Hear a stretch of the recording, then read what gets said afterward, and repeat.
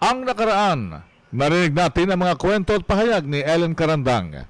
At para sa inyong kaalaman, bago pa man dumating ang 5 nagbalik-loob sa pamahalaan na kabilang sa Morong 43 dito sa kampo ng 2nd Infantry Division ng Philippine Army sa Camp Kapinpin, Tanay Rizal, ay may isa ng dating Amazona na naunang sumuko sa pamahalaan noong taong 1986. Siya, si Commander Liway, noong siya ay kabilang pa sa kilusang komunista. Siya ngayon si PFC Lerma Bulaklak. Pagkatapos ng EDSA People Power Revolution, siya ay bumaba sa bundok at nagbalik-loob sa pamahalaan.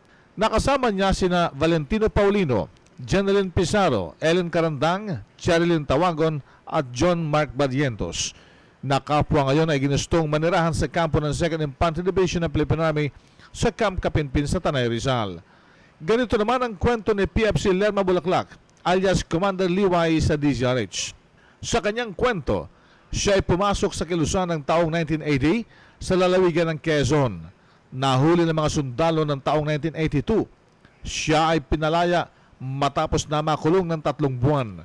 Ngunit muling bumalik sa Kilusan kasama ang kanyang asawa at muling nakipaglaban sa pamahalaan. Subalit dumating ang panahon na kanyang napagtanto na mali ang kanyang ipinakikipaglaban.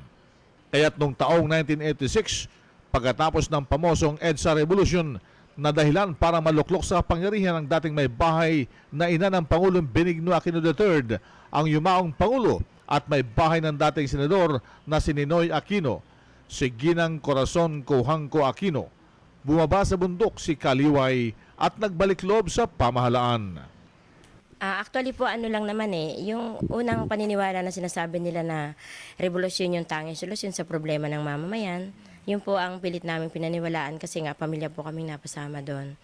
Subalit habang tumatagal sa loob ng ilang taong pinamalagay ko doon, nakita namin na yung sinasabing pagbabago wala namang kahinatnan dahil una, niloko lang namin yung sambayan ng Pilipino, salip kami makabigay, nakikain naman, salip na makatulong, pumapatay naman. Tapos sinasabi nilang walang mga hold up, o walang mga pagpatay na ginagawa ang partido. Pero yung paglabag na ginawa nila, hanggang doon na lang po yung sabi ngay, hindi po namin masikmura yung kanilang ginagawang paglabag. Ngayon, sa paniniwala ko po nung una na sila yung makakatulong sa aming pamilya, sa lahat ng mamamayan, kabaliktaran po yon. Dahil lahat po ng ginawa namin ay puro pagwawaldas at sabi nga hindi po nakatulong sa bayan. So paano ka naman nagbalik-loob sa pamahalaan? Bali, nagkaroon po ako ng asawa nun doon. Yung asawa ko po yung naging parang gusto niya bumaba na. Nahikayat po niya ako dahil meron na po kaming anak. Tapos nauso na po yung pagpatay sa mga kasamahan din namin, sa mga hindi nila pwedeng pagtiwalaan.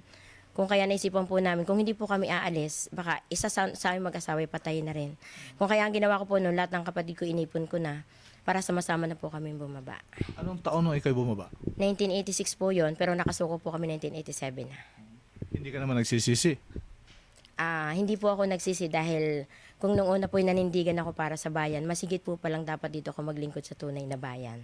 Ngayon, anong masasabi mo sa mga katulad nilang nagbalik-loob na rin sa pamahalaan? Para po sa mga kasamahan kong nagbalik loob sa pamahalaan, ako po yung nagpapasalamat doon. Dahil unang-una, hindi po nasayang mga pagpupursige namin. Sa kabila po ng mga pagbabanta, ay andyan po silang, sabi nga matatag ding humaharap tulad po ng ginagawa ko. Dahil sabi nga po, lahat po ng mga nagbalik loob sa pamahalaan, yan po yung mga demonyo taksil lang kilusan, na ang hatol po nila walang iba kundi kamatayan. Subalit para sa amin po yon, okay lang po yon. Ang mahalaga po, nakahingi kami ng tawad sa mamamayan, napatunayan po namin sa sambayan ng Pilipino na tunay po yung aming pagbabago. So anong nais mo ipanawagan sa mga natitira pang nasa bundok? Para po sa nasa kabundukan, alam kong may kanya-kanya po kaming paniniwala at paninindigan. Pero sabi nga po, sa napakahabang kasaysayan na, wala namang kinahinatnan yung ating paikibaka. Sana itumulad na rin sila sa amin na makapagbagong buhay, piliin yung pamilya at wag po yung pakikibaka o yung komunista dahil wala pong kahinatnan ang kanilang pamumundok. Yan ang ilan lamang sa bahagi ng mga karanasan sa buhay ni PFC Lerma Bulaklak alias Commander Liway. Sa susunod na Sabado, aming iparirinig sa inyo ang kwento naman ng isang Amazonang sugatan na iniwan ang kanyang mga kasamahan sa naganap na engkwentro sa barangay Macabod, Montalban, Rizal noong January 3, 2009. Nailigtas siya ng mga sundalo sa kamatayan.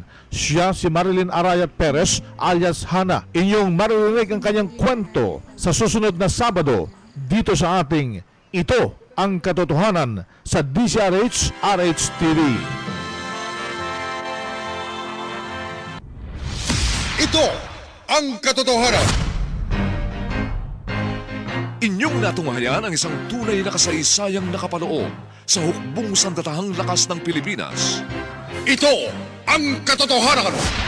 Subaybayan ang susunod na mga pagtatanghal ng mga kwento ng mga tunay na bayani at karanasan ng mga kawal Pilipino na naglilingkod sa bayan.